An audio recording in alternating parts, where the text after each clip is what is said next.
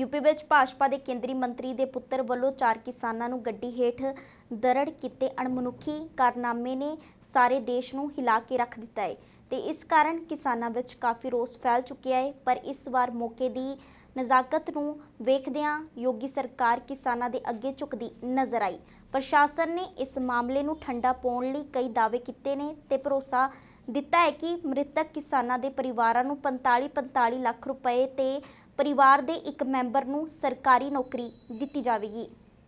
FIR की copy दी थी वो पूरी की पूरी उसमें दर्ज है, वो पूरी एक कॉपी हमारे पास मिल चुकी है। इसमें एक कमेटी भी गठित होगी, वो भी अधिकारियों ने कहा सरकार से बातचीत करके। सर्वप्रथम जो डिमांड की गई थी उस पर शासन से विचार विमर्श करने के उपरांत यह निर्णय लिया गया है कि जो तहरीर जो कंप्लेन शासन के इन लोगों के द्वारा दी गई थी उस पर समुचित धाराओं में FIR पंजीकृत किया गया है और जैसा शासन के द्वारा पहले ही बताया जा चुका है कि किसी भी दोषी व्यक्ति को बख्शा नहीं जाएगा और पूरी विधिक कार्रवाई और कड़ी कार्रवाई नियमानुसार कराई जाएगी। इसके अतिरिक्त एक न्यायिक जांच इस पूरे प्रकरण की हाई कोर्ट के वरिष्ठ रिटायर्ड जज के द्वारा कराई जाएगी और जो भी मृतक हैं उनको 45 लाख रुपए का प्रति व्यक्ति मुआवजा सरकार के द्वारा दिया जाएगा और घायलों को 10 लाख रुपए का अनुदान शासन के द्वारा दिया जाएगा। इसके अतिरिक्त जो भी आदमी मृतक हैं उनके घर के एक व्यक्ति को उसके योग्यता के अनुसार नौकरी दी जाएगी। यही मुख्य मुद्दे हैं और इसके अलावा ये भी आश्वासन दिया गया है कि जो भी व्यक्ति इनकी कमेटी से समय समय पे यहाँ के अधिकारियों से टच में रहेंगे, जो कि कोई भी बिंदु अगर विवेचना के दौरान छूटेगा उसको बताते जाएंगे समय समय पे। गिरफ्तारी को लेकर के क्या हुई है? जो गिरफ्तारी मैंने आपको बताया कि नियमानुसार कड़ी से कड़ी कार्रवाई, कल ही शासन के शीर्ष स्तर से बता दिया गया था कि कोई भी अपराधी बख्शा नहीं जाएगा, कोई भी दोषी व्यक्ति बख्शा नहीं जाएगा। गिरफ्तारी बहुत जल्द की जाएगी। अभी हम लोग इसके बाद से जो डेड बॉडी है उसको जो कानूनी प्रक्रिया है उसके तहत पंचनामा भरते हुए पोस्टमार्टम कराएंगे और उसकी जो अपनी धार्मिक रीति रिवाज के हिसाब से उसका अंत्येष्टि उसकी की जाएगी। उत्तर प्रदेश के लखीमपुर खीरी विच वापरी घटना ते बोलदियां श्रोमणी अकाली दल के प्रधान सुखबीर सिंह बादल ने कहा है कि वह इस घटना की सख्त शब्दों विच निखेधी करते हैं। सुखबीर बादल ने कहा कि अकाली दल वालों एक वफद लखीमपुर भेजा जा रहा है जो कि सीनियर आगू प्रोफैसर प्रेम सिंह चंदूमाजरा की अगवाई हेठ उत्थे सारे हालातों का जायजा लैके रिपोर्ट सौंपेगा। यूपी विच भारतीय जनता पार्टी के मिनिस्टर के बेटे ने जो खबर आई है किसानों नूं कुचलिया, जिन्हें 4 किसानों की मौत हो गई। मैं स्ट्रोंगली कंडेम करदा यूपी सरकार को बेनती करदा पोलिटिकल कंपल्शन तो उत्ते उठ के इंसाफ देना चाहिए। जेड़े दोषी है उन्होंने 302 का परचा होए, उन्होंने अरेस्ट किया जाए, एक इंक्वायरी बिठाई जाए कि क्यों होया सारा कुछ। असी श्रोमणी अकाली दल असी अपनी डेलीगेशन भेज रहे हैं, सारी चंदूमाजरा साहब अगवाई करनगे, ਜਿਹੜੀ सारी चीज़ की जायजा लैके सानू रिपोर्ट करनगे। बाकी असी एमरजेंसी कोर कमेटी मीटिंग भी रखांगे क्योंकि यह सिचुएशन बहुत बिगड़ रही है। सेंटर सरकार समझ नहीं रही किसानों की इमोशंस। देखो किन्नियां जाना जा रही हैं। देश का प्रधानमंत्री, देश का मुखी होंदा, परिवार का मुखी,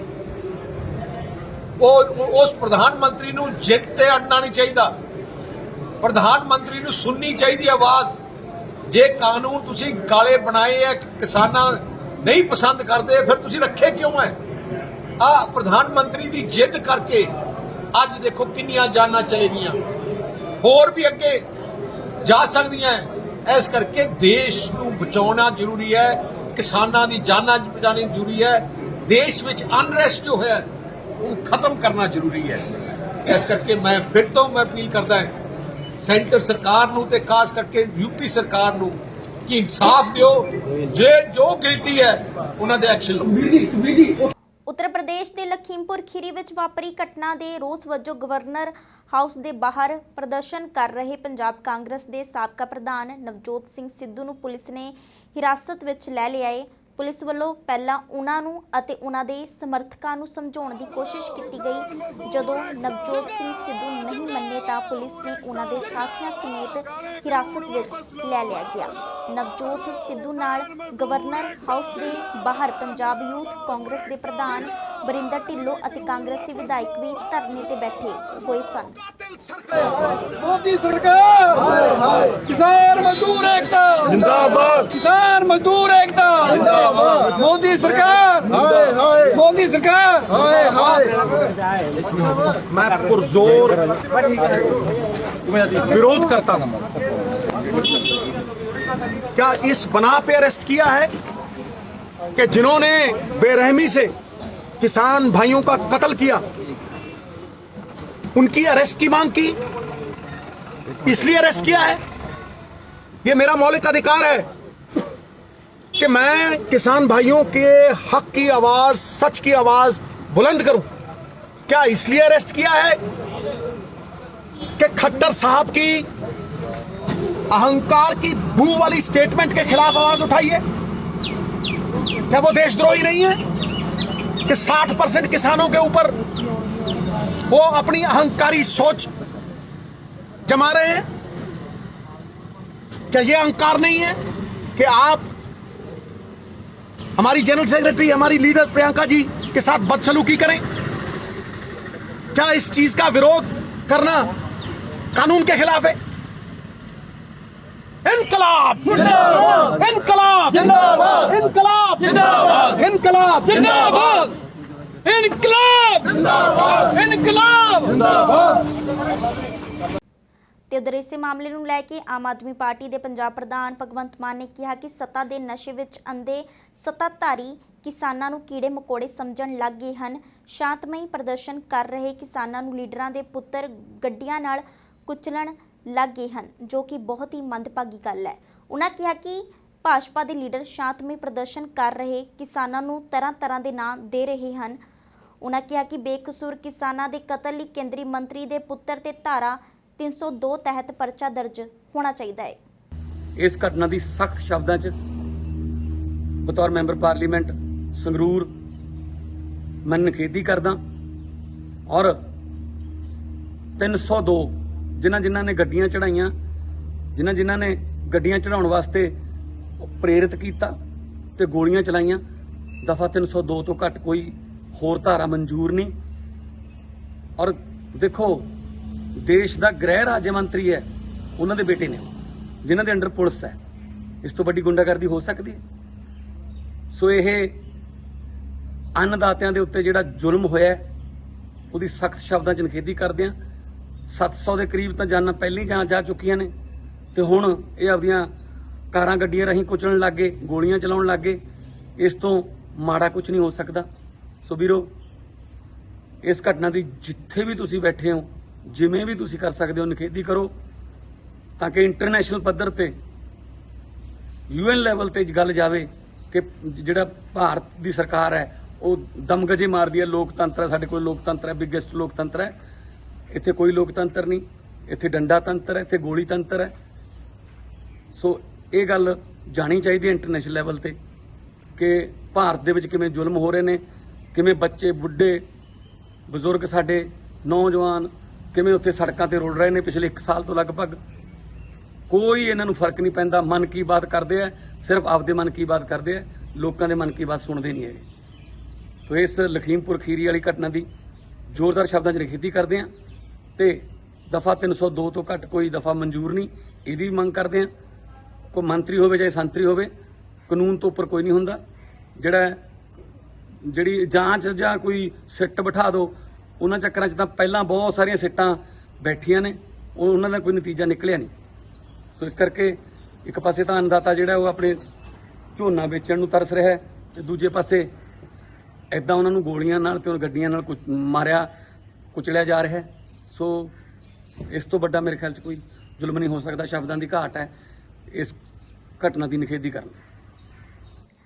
ਸਰਬੱਤ ਖਾਲਸਾ ਦੇ ਜਥੇਦਾਰ ਭਾਈ ਧਿਆਨ ਸਿੰਘ ਮੰਡ ਵੱਲੋਂ ਪੰਜਾਬ ਦੇ ਸਾਬਕਾ ਮੁੱਖ ਮੰਤਰੀ ਕੈਪਟਨ ਅਮਰਿੰਦਰ ਸਿੰਘ ਨੂੰ ਸ੍ਰੀ ਅਕਾਲ ਤਖਤ ਸਾਹਿਬ ਤੇ ਤਲਬ ਕਰਨ ਤੇ ਤੀਸਰੀ ਵਾਰ ਵੀ ਕੈਪਟਨ ਹਾਜ਼ਰ ਨਹੀਂ ਹੋਏ। ਇਸ ਤੋਂ ਪਹਿਲਾਂ ਜਥੇਦਾਰ ਮੰਡ ਸਰਬੱਤ ਖਾਲਸਾ ਦੇ ਮੁੱਖ ਪ੍ਰਬੰਧਕ ਭਾਈ ਜਰਨੈਲ ਸਿੰਘ ਅਮਰਜੀਤ ਸਿੰਘ ਨਾਲ ਸੱਚਖੰਡ ਸ੍ਰੀ ਹਰਿਮੰਦਰ ਸਾਹਿਬ ਦੇ ਦਰਸ਼ਨ ਕਰਨ ਗਏ। ਇਸ ਤੋਂ ਉਪਰੰਤ ਸ੍ਰੀ ਅਕਾਲ ਤਖਤ ਸਾਹਿਬ ਵਿਖੇ ਪੰਥ ਦੀ ਚੜ੍ਹਦੀ ਕਲਾ ਲਈ ਅਰਦਾਸ ਵੀ ਕੀਤੀ। ਇਹਦੇ ਵਿੱਚ ਸੁਖਜਿੰਦਰ ਸਿੰਘ ਰੰਧਾਵਾ ਨੇ, ਇਹਨਾਂ ਮੰਤਰੀਆਂ ਨੇ, ਇਹਨਾਂ ਐਮਐਲਏ ਨੇ ਕਿਹਾ ਕਿ ਅਸੀਂ ਵਫਾਦਾਰੀ ਦੇ ਨਾਲ ਬਰਗਾੜੀ ਗਏ ਸੀ, ਅਸੀਂ ਵਫਾਦਾਰੀ ਦੇ ਨਾਲ ਆਵਾਜ਼ ਉਠਾਈ, ਪਰ ਕੈਪਟਨ ਅਮਰਿੰਦਰ ਸਿੰਘ ਨੇ ਸਾਡੀ ਨਹੀਂ ਸੁਣੀ ਤੇ ਅਸੀਂ ਵੀ ਮਹਿਸੂਸ ਕਰਦੇ ਹਾਂ ਸਾਡੀ ਬੇਇੱਜ਼ਤੀ ਹੋਈ ਹੈ, ਕਿਉਂਕਿ ਗ੍ਰਹਿ ਵਿਭਾਗ ਜਿਹੜਾ ਹੈ ਉਹ ਮੁੱਖ ਮੰਤਰੀ ਦੇ ਕੋਲ ਹੈ। ਪਰਮਾਤਮਾ ਨੇ ਇੱਕ ਖੇਡ ਰਚਾਈ ਹੈ। ਅੱਜ ਇਹਨਾਂ ਨੇ ਜੋ ਇਹ ਗੱਲ ਕਹੀ, ਅੱਜ ਉਹ ਜਿਹੜਾ ਗ੍ਰਹਿ ਵਿਭਾਗ ਆ, ਉਪ ਮੁੱਖ ਮੰਤਰੀ ਦਾ ਅਹੁਦਾ ਇਹਨਾਂ ਦੇ ਕੋਲ ਆ ਗਿਆ। ਸ੍ਰੀ ਅਕਾਲ ਤਖਤ ਸਾਹਿਬ ਦੇ ਉੱਤੋਂ ਕਦੀ ਵੀ ਕਿਸੇ ਦੇ ਵਿਰੁੱਧ ਕੋਈ ਗਲਤ ਬਿਆਨਬਾਜ਼ੀ, ਨਾ ਕੋਈ ਗਲਤ ਕਾਰਵਾਈ ਅੱਜ ਤੱਕ ਕਦੀ ਨਹੀਂ ਹੋਈ ਤੇ ਜਿੰਨੇ ਕਿਸੇ ਨੇ ਕੀਤੀ ਆ ਉਹ ਭੁਗਤ ਵੀ ਰਹੇ ਨੇ। ਪਰ ਅਸੀਂ ਅੱਜ ਇਹਨਾਂ ਨੂੰ, ਜਿਨ੍ਹਾਂ ਦੇ ਕੋਲ ਅੱਜ ਸਭ ਕੁਝ ਪਾਵਰ ਹੈ, ਸਾਰਾ ਕੁਝ ਆ ਗਿਆ, 1 ਮਹੀਨੇ ਦਾ ਸਮਾਂ ਦੇ ਰਹੇ। 1 ਮਹੀਨੇ ਦਾ 10 ਨਵੰਬਰ ਨੂੰ ਸਰਬੱਤ ਖਾਲਸਾ ਹੋਇਆ ਸੀ। ਸਰਬੱਤ ਖਾਲਸੇ ਨੇ ਸਾਨੂੰ ਸੇਵਾ ਦਿੱਤੀ ਸੀ। ਭਾਈ ਜਗਤਾਰ ਸਿੰਘ ਹਵਾਰਾ ਨੂੰ ਸ੍ਰੀ ਅਕਾਲ ਤਖਤ ਸਾਹਿਬ ਦਾ ਜਥੇਦਾਰ ਬਣਾਇਆ ਸੀ। ਉਹਨਾਂ ਦੀ ਗੈਰ ਹਾਜ਼ਰੀ ਵਿੱਚ ਦਾਸ ਨੂੰ ਤੇ ਦਾਸ ਦੇ ਸਾਥੀਆਂ ਨੂੰ ਸੇਵਾ ਤੇ ਨਿਯੁਕਤ ਕੀਤਾ ਗਿਆ ਸੀ। ਉਸ 10 ਨਵੰਬਰ ਨੂੰ, ਉਸ 10 ਨਵੰਬਰ ਤੱਕ ਅਗਰ ਪੰਜਾਬ ਸਰਕਾਰ ਜਿਹੜੀ ਹੈ ਉਹ ਬੇਅਦਬੀ ਦਾ ਮਸਲਾ ਪੂਰੇ ਦਾ ਪੂਰਾ ਹੱਲ ਨਹੀਂ ਕਰਦੀ ਤੇ ਫਿਰ ਸ੍ਰੀ ਅਕਾਲ ਤਖਤ ਸਾਹਿਬ ਵੱਲੋਂ ਇਹਨਾਂ ਸਾਰਿਆਂ ਨੂੰ ਦੋਸ਼ੀ ਕਰਾਰ ਦੇ ਕੇ ਇਹਨਾਂ ਦੇ ਵਿਰੁੱਧ ਪੰਥਕ ਪਰੰਪਰਾਵਾਂ ਦੇ ਮੁਤਾਬਕ, ਪੰਜ ਪ੍ਰਧਾਨੀ ਮਰਜ਼ਾਦਾ ਦੇ ਮੁਤਾਬਕ ਜਿਹੜੀ ਕਾਰਵਾਈ ਹੈ ਉਹ ਕੀਤੀ ਜਾਵੇਗੀ। ਆਪ ਦੇ ਸੰਸਦ ਮੈਂਬਰ ਸੰਜੇ ਸਿੰਘ ਨੂੰ ਉੱਤਰ ਪ੍ਰਦੇਸ਼ ਦੇ ਸੀਤਾਪੁਰ ਵਿੱਚ ਪੁਲਿਸ ਨੇ ਉਸ ਸਮੇਂ ਰੋਕ ਲਿਆ ਜਦੋਂ ਉਹ ਐਤਵਾਰ ਦੇਰ ਰਾਤ ਲਖੀਮਪੁਰ ਖੀਰੀ ਜਾ ਰਹੇ ਸਨ। ਆਪ ਨੇ ਦੱਸਿਆ ਕਿ ਪਾਰਟੀ ਆਗੂ ਸੰਜੇ ਸਿੰਘ ਨੂੰ ਪੁਲਿਸ ਅਤੇ ਸਥਾਨਕ ਪ੍ਰਸ਼ਾਸਨ ਨੇ ਦੇਰ ਰਾਤ ਸੀਤਾਪੁਰ ਦੇ ਵਿਸਵਾਨ ਵਿੱਚ ਰੋਕ ਲਿਆ। ਉਹ ਹਿੰਸਾ ਵਿੱਚ ਮਾਰੇ ਗਏ ਕਿਸਾਨਾਂ ਦੇ ਪਰਿਵਾਰਾਂ ਨੂੰ ਮਿਲਣ ਲਖੀਮਪੁਰ ਖੀਰੀ ਜਾ ਰਹੇ ਸਨ। उनको आतंकवादी कहा जाता है, उनको खालिस्तानी कहा जाता है, उनको पाकिस्तानी कहा जाता है, उनको मवाली कहा जाता है, उनको गुंडा कहा जाता है, उनके सामने कटीले तार लगाए जाते हैं, उनको दुश्मन देश का नागरिक समझा जाता है। क्या हुआ था 1 हफ्ते पहले? यही अजय मिश्रा, देश के गृह राज्य मंत्री, खुलेआम चुनौती दे रहे थे किसानों को और कह रहे थे कि उनका इतिहास पता कर लिया जाए, वो सांसद विधायक मंत्री बनने से पहले क्या थे, और कह रहे थे कि 2 मिनट में ठीक कर देंगे। वो उनकी भाषा, वो उनकी धमकी आज उनके बेटे ने सच करके दिखाई। और इतनी बड़ी घटना पर जब कई किसान घायल हैं, कई किसानों की मौत हो गई, उनको गाड़ी के नीचे रौंद के मार दिया गया, मैं अपने साथियों के साथ शोक संवेदना व्यक्त करने लखीमपुर जा रहा था। इस वक्त रात के 3:30 बज रहे हैं। मुझे 2:30 बजे यहां सीतापुर के विस्वा में रोक लिया गया, भारी पुलिस बल लगा के। एसडीएम भी मौजूद हैं, तहसीलदार भी मौजूद हैं, इंस्पेक्टर भी मौजूद हैं। मैंने उनसे एक ही सवाल किया कि क्या इतनी बड़ी घटना पर मुझे शोक संवेदना व्यक्त करने का भी अधिकार नहीं है? क्या इतनी बड़ी घटना पर किसानों के प्रति दुख जताने का भी अधिकार नहीं है, उनके परिवारों से मिलने का भी अधिकार नहीं है, उनके लिए न्यायिक जांच की मांग करके, एसआईटी की मांग करके दोषियों को सजा दिलाने के का भी अधिकार नहीं है। तो इसका कोई जवाब नहीं है अधिकारियों के पास।